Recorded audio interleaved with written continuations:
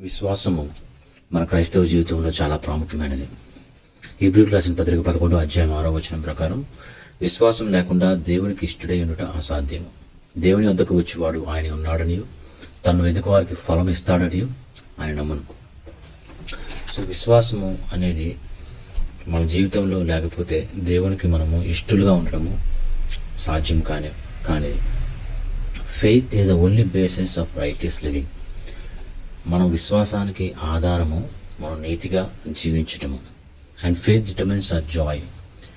ఈ విశ్వాసము మనలో ఆనందాన్ని కలుగజేస్తుంది, నీతిగా జీవించేలాగా మనల్ని కనపరుస్తుంది. సో విశ్వాసము మన జీవితంలో ఎంత ఉందో, మనలో విశ్వాసం ఎంత ఉందో ఒక కొలమానంగా మనం తీసుకున్నట్లయితే మన నీతి ఆ విధంగా మనం జీవించగలుగుతాం. మన నీతిని కూడా ఒక కొలమానంగా ఆధారపడి ఉంటుంది. ఫెయిత్ లేకపోతే విశ్వాసము అనేది ఇప్పుడున్న పరిస్థితులు బట్టి మనకు విశ్వాసం కలుగుతుంది. గతంలో మనకు జరిగిన పరిస్థితులను బట్టి మనకి విశ్వాసము దేవుని పట్ల కలుగుతుంది. హోప్ అనేది, ఆశ అనేది ఫ్యూచర్, భవిష్యత్తు బట్టి ఉంటుంది. సో ఈ విశ్వాసము అనేది మన హృదయంలో ఉంటుంది. Faith is in the heart and hope is in the mind. ఆశ మన మనసులో కలుగుతుంది, కానీ విశ్వాసం అనేది మన హృదయంలో కలుగుతుంది. ఆ విశ్వాసము ఎంత ఎక్కువగా మనకి దేవుని పట్ల ఉంటుందో అంత ఎక్కువగా మనకి హోప్ మన మనసులో ఉంటుంది. ఈ విశ్వాసము సంపూర్ణంగా యేసుక్రీస్తు మీద ఉంటుంది. ఇది యేసుక్రీస్తు గతంలో 2000 సంవత్సరాల క్రితము ఆయన మనకి చేసిన ఆ త్యాగము, ఆ కార్చిన రక్తమును బట్టి మన కోసం ఆయన ప్రాణం పెట్టాడు. అది మనం నమ్మడం వల్ల మనలో విశ్వాసము పెరుగుతుంది. ఇదే హోప్. సో ఈ విశ్వాసము ఫౌండేషన్ అయితే, ఈ విశ్వాసము ఎంత ఎక్కువగా మన హృదయంలో ఉంటే అంత ఎక్కువగా ఆశ భవిష్యత్తు పట్ల, యేసుక్రీస్తు తిరిగి వస్తాడని ఆయన మీద విశ్వాసము, ఆయన మీద ఆశ మనకి ఇంకెక్కువగా కలుగుతుంది. రోమీయులకు రాసిన పత్రిక 1వ అధ్యాయం 16వ వచనంలో పౌలు అంటున్నాడు, సువార్తను గురించి నేను సిగ్గుపడవను కాను, ఏలైనగా నమ్ము ప్రతివానికి, మొదట యూదునికి, గ్రీసు దేశస్థునికి కూడా రక్షణ కలగజేయుటకు అది దేవుని శక్తి అయి ఉన్నది. For I'm not ashamed of the gospel, for it is the power of God for salvation to everyone who believes, to the zoo first and also to the Greek.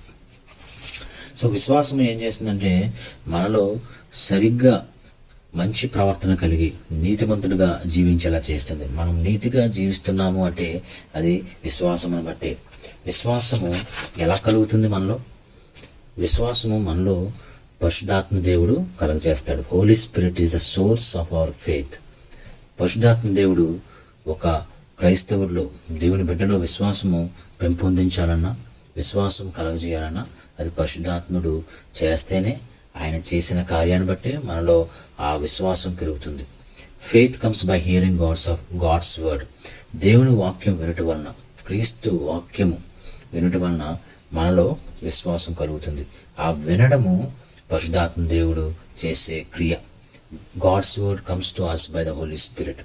పరిశుద్ధాత్మ దేవుడు వలన మనకి దేవుని వాక్యం మనం వినులాగా చేస్తుంది. ఎప్పుడైతే మనం వింటామో దాన్ని మనం రియాక్ట్ అవుతాము. మొదట పరిశుద్ధాత్మ దేవుడు దేవుని వాక్యము దగ్గరికి తీసుకుని వస్తాడు. దేవుని వాక్యం మనం వినేలాగా చేస్తాడు. మనము అది వినడానికి కేర్ఫుల్గా అటెన్షన్, ఫోకస్ పెడతాము. పరిశుద్ధాత్మ దేవుడు మనము వినేలాగా చేస్తాడు. మనము ఆ వాక్యానికి, వినిన వాక్యాన్ని బట్టి ప్రతిస్పందన మనం కలిగి ఉంటాము. ఫస్ట్ స్టెప్ ఏంటంటే పరిశుద్ధాత్మ దేవుడు వాక్యము మనం వినులాగా చేస్తాడు. రెండోది, ఆ వినిన వాక్యాన్ని బట్టి మనం ప్రతిస్పందిస్తాము. ఆ response to the hearing of the word of God.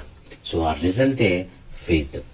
పరిశుద్ధాత్మ దేవుడు వాక్యం వినిలాగా చేస్తాడు, మనము వాక్యం వింటాము. ఆ వినిన వాక్యాన్ని బట్టి మనలో విశ్వాసం కలుగుతుంది. So 3 stages of a Christian life. God's word brought to us through the holy spirit, our response to the hearing of God, and the result is faith. పరిశుద్ధాత్మ దేవుడు వాక్యము మనము వినులా చేస్తాడు, మనము వింటాము. ప్రతిస్పందనగా ఆ ఫలితమే మనలోనే విశ్వాసము. సో విశ్వాసము మనలో కలగజేసేది పరిశుద్ధాత్మ దేవుడు.